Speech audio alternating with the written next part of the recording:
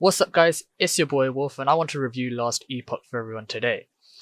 Now, it's been growing really well, it's been growing at quite an exponential rate, and there's been a lot of people looking at the game and reactions to the game, and they're trying to decide whether to play the game or not. So I'm going to try and break the game down for you guys and help you decide if this is something that you want to play or try out.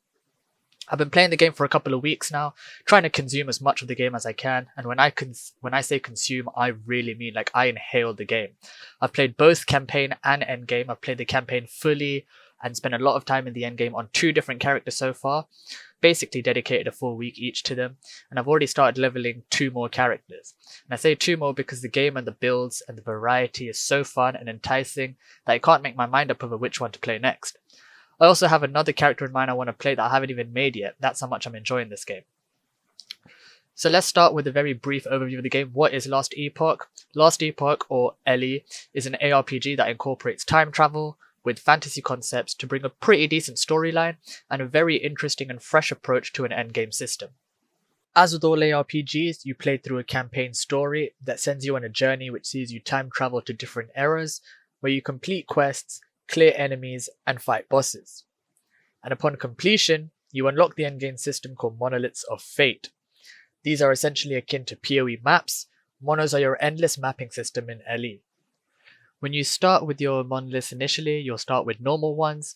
These scale with your level, and they have a baseline corruption of 0 going up to 50.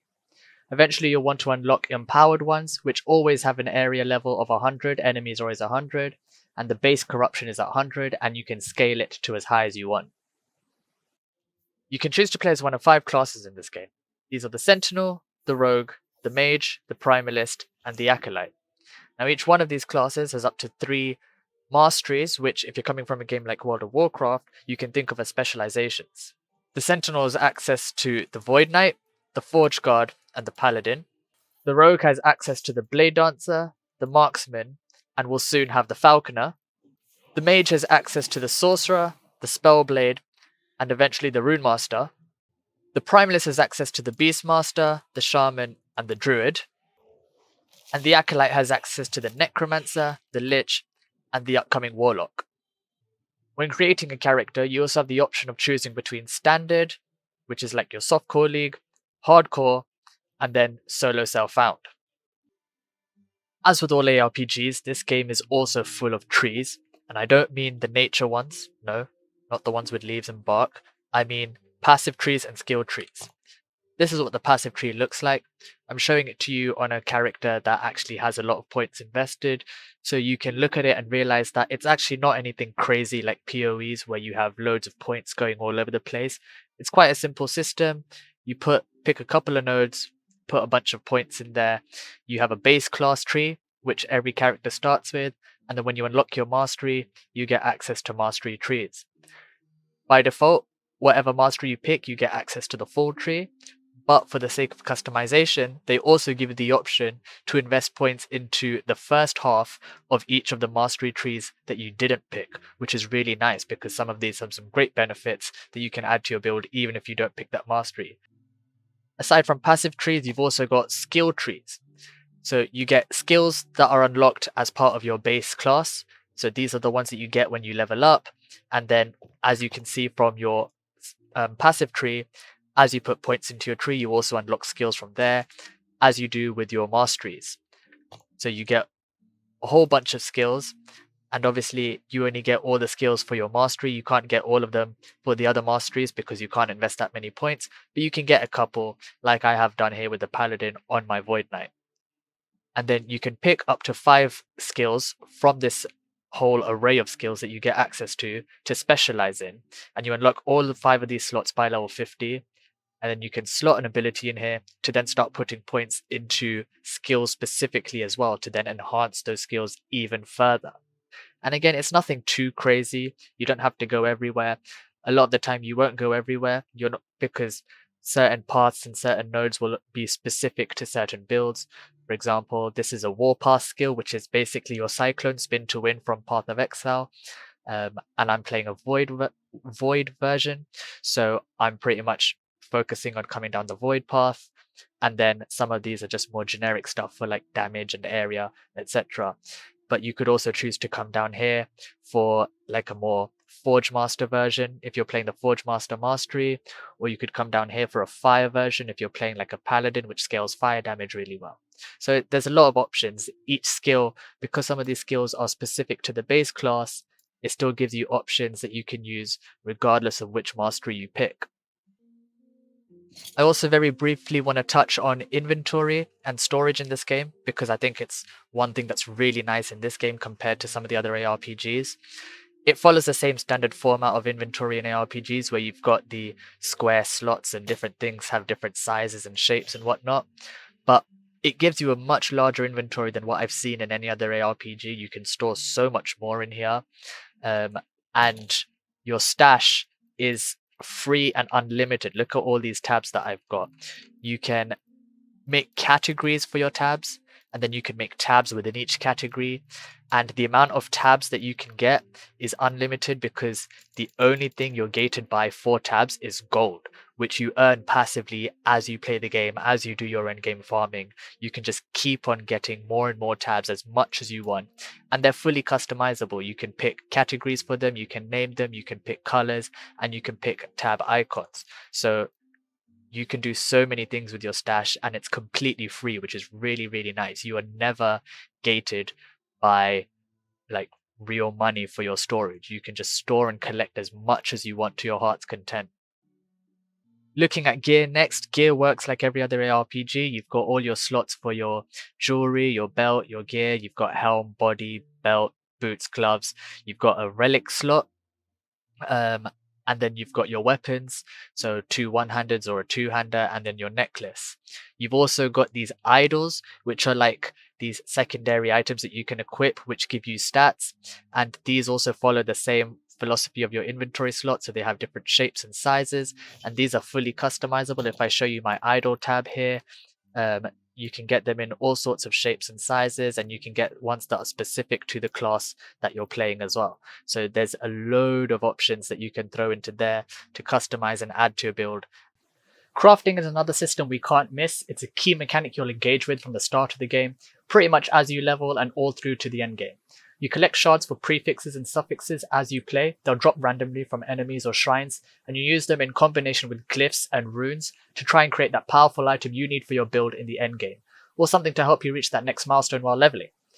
You never have to worry about storage either with these materials, as you have a separate crafting storage that's infinite in size, and you click one button to send all the materials in your inventory into that space. Going back to endgame, guys, there's another endgame system apart from your monoliths that you can get involved with. That's quite fun to do. As you progress through the game, you'll start dropping different keys. So you have 2 different kind of arena keys, then you have 3 different dungeon keys. And what these do is, arenas are essentially like an endless wave system, and it will probably be the ranked leaderboard system when the game comes out, of trying to push as high of a wave as you can in the arena. But then you have these dungeons which do different things for you. I haven't done Soulfire yet, but from what I've heard, it's a great place to target farm your exalted items, your purples. Lightless Arbor is just a great place to sink your gold, because you go through the dungeon, you get to a certain point at the end where you can spend gold to add modifiers to chests. So you can say, make the chest have more glyphs, make the chest have an exalted item, make the chest have double the amount of items, etc. And you can keep spending gold on it to increase your rewards.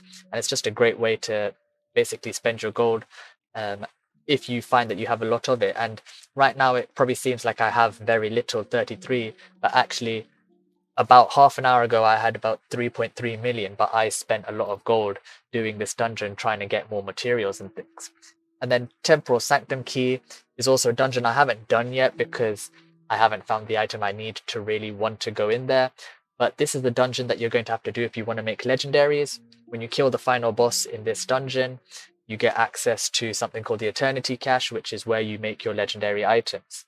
So that's going to be a crucial one for you in the end game as well. But they're a fun extra activity that you can do in the end game aside from your monolith farming.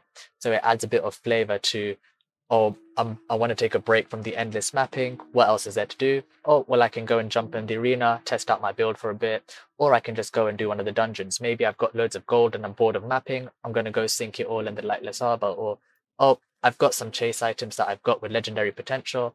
Let me go and try out my luck on the Temporal Sanctum and see what kind of a legendary I can make. So to wrap it all up, guys, I might have missed a few things. There's so much to do already in this game that I enjoy, and it's not even in its 1.0 version. That I've probably missed out a couple of things that I probably should have gone over. But overall, I think this game is great. I think it's got the foundations for something potentially great that people can sink their time into. It's a super fun ARPG that gives you all the same vibes of playing something like PoE, but far, far, far more accessible. I cannot stress that enough. There are a lot of build guides out there, so if you're someone who doesn't feel confident in your ability to make a build, or you'd rather just try the game out on a proper build to get a real feel for the first time, or you just don't like spending a bit of time to make your own build, there's already some great resources from some great content creators out there, and I'll be trying to make some builds and adding build guides and showcases here to my channel too. But if you're someone who does enjoy making builds and you want to give it a go, this game is so perfect for that, because they make it so easy to make something fun and unique and tailored to you because of all the different options you have with what skills you pick and where you put your points in each skill and how you gear those builds, etc. I'd give this game a solid 8.5 out of 10 in its current state for its addictive endgame, low floor, high ceiling systems, and smooth gameplay.